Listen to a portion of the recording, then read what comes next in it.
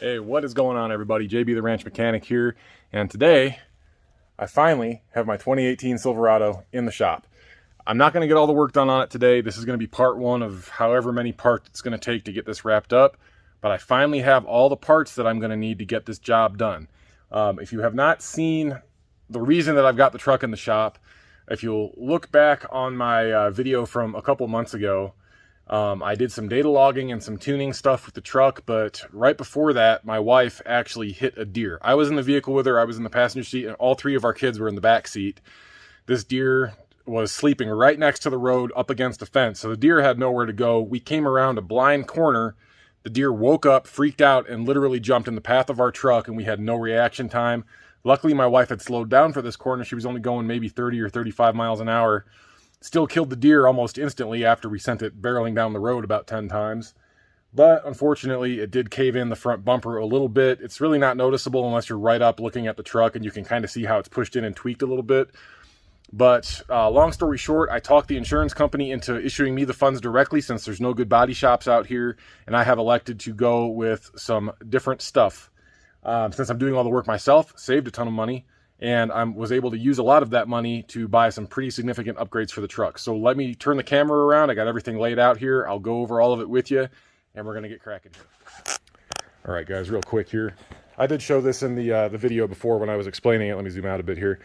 But as you can see, the front bumper is kind of pushed in right here. The paint's cracked in a couple different spots. The deer hit right about here and it, rolled down the road, but its legs kind of got caught in the tire a little bit, and then it pushed all the bumper back and everything. If you look at the left side compared to the right, you can see it's definitely not correct on the right side. So pretty significant amount of pushback there.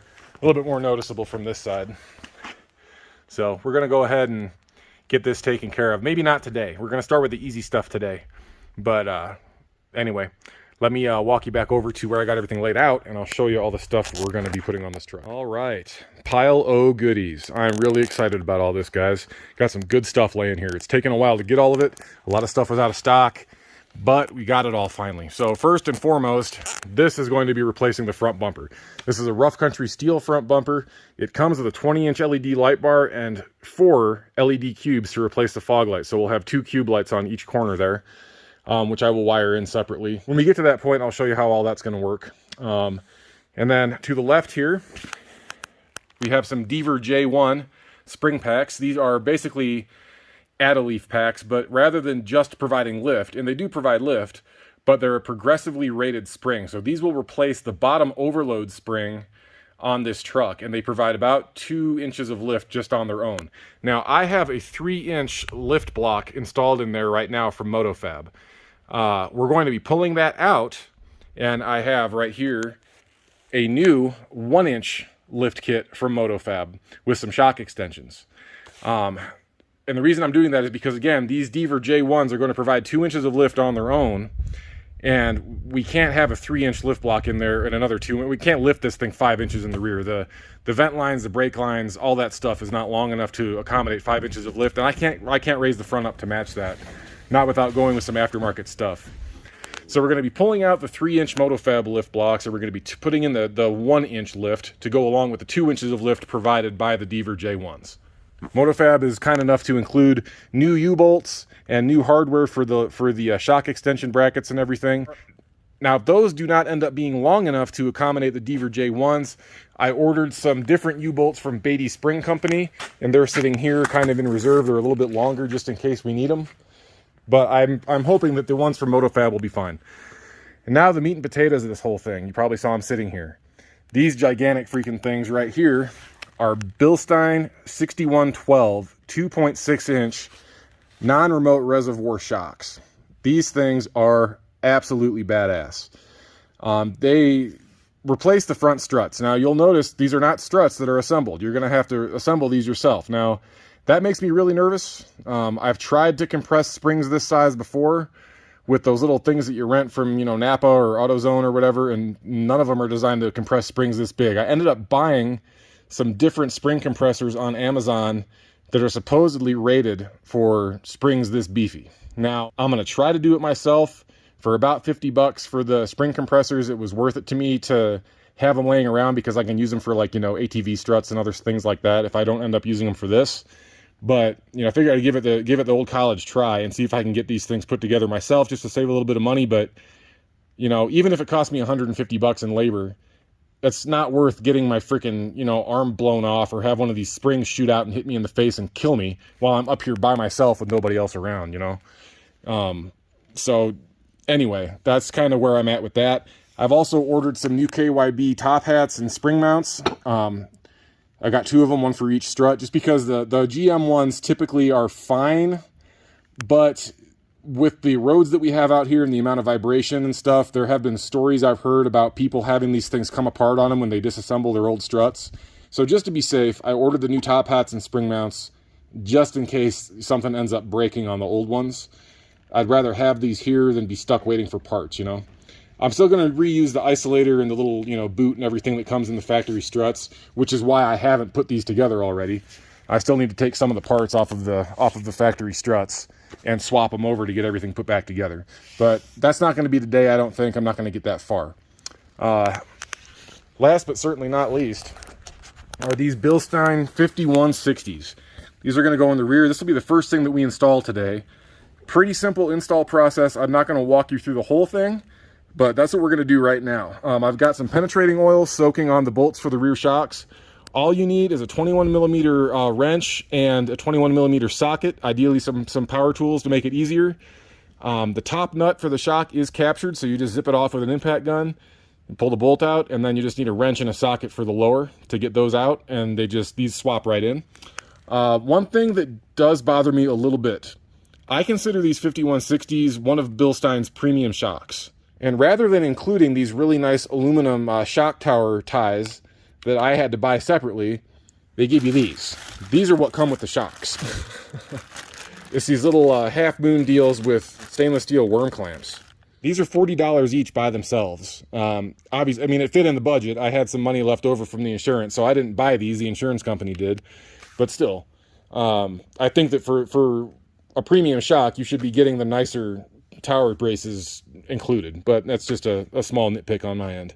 But these are remote reservoir, extended length shocks, valved perfectly for this truck and this application, and I'm really hoping that, even if this is the only thing I get done today, I'm hoping it will make a noticeable difference in the ride quality of the truck. The biggest thing is going to be these 6112s up front, because the valving on these and the amount of dampening they can provide, I mean, look at the size of these things. I mean, they're freaking huge. I know the camera probably doesn't do these things justice. Everything looks smaller when you're looking through the screen, but man, these things in person are freaking gigantic. They are very big. Anyway, guys, so let's go over to the truck now. We're going to go ahead and get these rear shocks put in at least. That'll be a fast and easy process, and we'll go from there. It's Saturday, and my wife doesn't have any plans to go anywhere for the remainder of the weekend, but I don't want to get to a point where I've got this thing in pieces and I can't get it done, so we'll just have to see where the day takes us. Let's get these shocks put in, though. All right, guys, got the hard side done, the one that faces forward up under the cab. This one's nice and wide open, so we'll go ahead and get this knocked out real quick. You're going to need just a 21 millimeter wrench and socket, and ideally a socket with an impact gun just to blast these off. You will need a wrench to hold the nut down here, and then you can just back this one out. The one up top, the nut on the inside here is gigantic. I think it's like 26 millimeter, but it's welded into the shock mount, so you don't even have to worry about it. It's 21 millimeter on the bolt head. So you just zip that one out, and that will actually just remain attached. So that's really nice. Makes this easy and fast. Let me get something to prop the camera up real quick, and we'll get started here. Get the rear shocks wrapped up. I'm not installing the leaf packs or the modified lift kit or anything today. You can see I got those 3-inch blocks still in there, but we'll do that another day. I'm running out of daylight today, and I don't want to dive into something that I won't be able to get finished since we don't have lights in the shop. So anyway, let me grab something to set the camera up, and we'll go from there. Okay, hopefully this provides you a good enough vantage point without me getting in the way too much. But we're going to start with the bottom bolt here, get that freed up. And again, that is a 21 millimeter, which I've got on my baby impact here. If you're going to be replacing the shock on the passenger side, you're going to want either a small impact like this so you can just barely finagle in there to get on the bolt, or you're going to want an extension. That'll allow you to clear the exhaust and get further out with your impact gun. That way you're not hung up. But this bottom one here is 21 millimeter. So we'll go ahead and back this off. Cover your ears.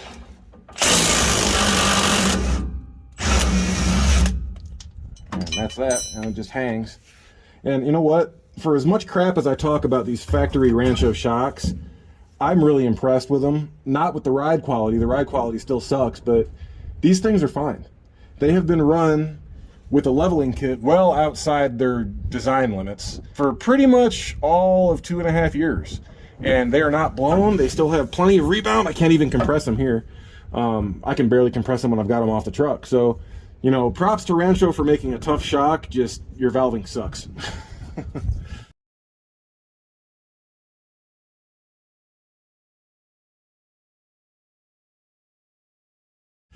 So, anyway, I'm probably going to block you here. Sorry about that. But I'm just going to zip this top 21mm out, and then this thing will drop right out. There we go. That's it. Okay. Now, before we put the Bilstein on, I'm going to bolt this this new shock extension bracket on the bottom here that goes right here. And so because this attaches here, you are going to have to clock the bottom of your shock shaft 90 degrees to compensate for the turn here, which is no big deal. That's fine. This guy goes on. They provide you new, nice hardware here. It's grade 8.8 metric, so that's basically grade 5 SAE. So not the toughest stuff in the world, but that's okay. It's nice that they give you new hardware, and they give you a nylock nut and 2 washers per shock extension. And typically you're not supposed to use Loctite with a nylock nut insert because the Loctite can actually degrade the plastic. But just to be completely safe, since our roads are so bad out here, I'm not going to put it all over the bolt. I'm just going to put it on the first couple of threads right here. Just some blue Loctite, just so that hopefully will not get on the plastic too much. But it's just a little extra insurance just to make sure that nothing comes apart on us out here, because that would be bad. Hasn't happened yet, so fingers crossed it's not going to. Now, these are MotoFab shock extenders, and the reason I'm running these is because the Bilstein 5160s that I have here are designed to work for up to 2 inches of lift, and I'm going to have 3 inches of lift back here, and these are 1-inch extensions. So this is just probably not necessary, to be completely honest, since we don't, like, you know, jump this truck or flex it out a whole lot. But just as peace of mind, because I don't want to end up having a situation with my wife driving this vehicle where something happens and she ends up getting hurt. This is her primary vehicle, so that's what we're doing, just to be on the safe side here. Now, the new hardware that they provide is 22mm, so your 21mm won't work, so I have a 22mm wrench and impact socket here. We're just going to zip this guy on. We're not going to tighten it down yet because we want to get that shock put on before we limit the movement of this thing. So I'm just going to snug it down, but it's not going to be tight. There, just so the bolt is there, but it's not tight. So now we'll take our Bilstein 5160, and I leave this little limiter strap, this cloth strap on it, just until I get it mounted, just to make it a bit easier on myself. We'll get that top bolt in, which I'm sure you're not going to be able to see, but that's all right. Of course, I got the spare tire in my way, so I'm dropping stuff on my face. So apologies if you can't see anything. There we go. Got it started. Now, I will be completely honest with you. These things are a bear to compress. I was fighting and grunting and straining with it over on the passenger side, so I'm probably going to end up making some funny noises for you guys here. But I'm just going to zip this one down, lock it down. There we go. And it's even harder because you're going to have to push this thing up and clock the bottom of the shock at the same time. So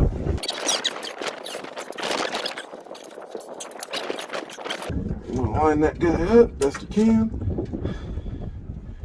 Try to keep your bolt handy here. There we go. Let's get that started. And then this guy is our 21mm. So we can just hold that with the wrench and get it tightened down.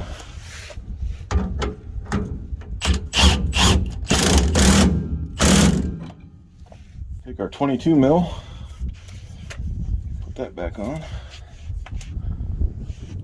and we'll tighten down the bottom of our shock extender.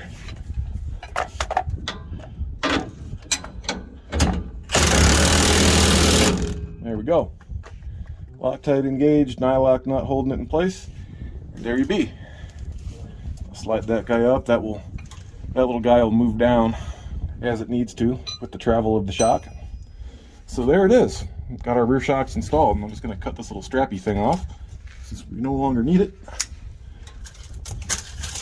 That's gone, and we're done with the rear shocks. Anyway, here we go. Bilstein 5160 remote reservoirs installed and hanging. I might need to move that reservoir a little bit more to the rear to get it away from the exhaust. Not sure yet. I'll have to kind of cross that bridge when we come to it, but I did notice that my emergency brake bracket is just broken off the top of the diff cover, so that's wearing on my cover right there. I'll have to do something about that. Zip tie that up out of the way. That's fun. Oh well. Anyway, I'm gonna get out from under this truck. We are done with this portion of the project anyway. All right, guys, well, that's gonna be a wrap for the first portion of this whole thing. We got our Bilstein 5160s installed there. Now we got to get our Deaver J1s installed. We got to get our new lift blocks in the rear installed. We got to get our front shocks installed and our front bumper installed. So lots more to come on this project. This was just step one of a very long checklist of things we got to get knocked out, but this was the quickest and easiest, so figured I'd bring you along for the ride. Just one thing I want to mention real quick. I'm extremely lucky being that I live in a high desert environment with very little rust problems, very low humidity, and very minimal amount of salt and mag chloride and stuff that they use on the roads in the winter out here. So this was a very easy process for me. Very little surface rust on anything that I had to even fight with. That being said, I still applied a little bit of WD-40 to the nuts and bolts and stuff on the shocks before I got started, just to make sure I didn't have any problems. If you live out east in the Midwest, up north, someplace where they use road salt or lots of mag chloride, like, you know, Colorado, Utah, you are going to want to soak these bolts with penetrating oil, you know, whatever you want to use, Croil, WD-40, PB Blaster, whatever. Any of those work great. Probably a day or two in advance, and maybe even multiple days in advance, because trust me, the last thing you want to do is break one of those shock bolts off. It's a pain in the butt. It's not something that most dealerships normally stock. Sometimes you get lucky and they have them, but they are specialty fasteners. You can use grade 8 bolts to replace them, but ideally you'd want to replace them with the factory ones. So like I said, just in case you live in an area where you've got a lot of corrosion problems, be proactive and apply some penetrating oil a day or two in advance, and just let that sit and work its magic while you're waiting to do the job. So anyway, that's going to be it for the first part of this. Still, like I said earlier, a lot more to go here, but at least we got one thing checked off the list. So like I said, lots more to do, but I'll bring you along for the ride as best I can as I get that stuff done. So anyway, guys, thank you very much for watching. I appreciate it. Hope this is interesting for you. I'm really excited about these shocks. The 5160s and the 6112s is kind of a combo I've wanted to test out for a really long time. I run Bilstein shocks on pretty much everything. My 07 Tahoe, first thing I did when I lifted it and, you know, upgraded the suspension, Bilstein shocks. Every vehicle here, if I have to replace the shocks, I get Bilstein shocks. I have never had one blow out, and I've been using them for 15 years. They're just really well made. I mean, they're German engineered. Most of them are built here in the States now. They have a facility in Ohio, not too far away from where I grew up. So Bilstein, if you guys are watching, thank you for making an awesome product. I use your stuff on pretty much everything, and I can't recommend them enough out here. Like I said, this truck's getting Bilstein shocks. That truck's got Bilstein shocks. That Roxer has Bilstein shocks. That Excursion's getting Bilstein shocks.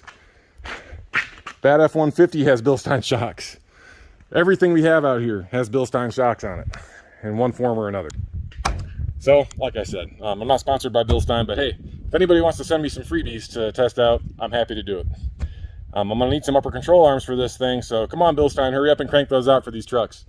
Anyway, guys, thank you very much for watching. I appreciate it. Have a wonderful weekend. Be safe. Have fun. We'll catch you on the next one. A lot more to come on the Silverado project, so stay tuned. See ya.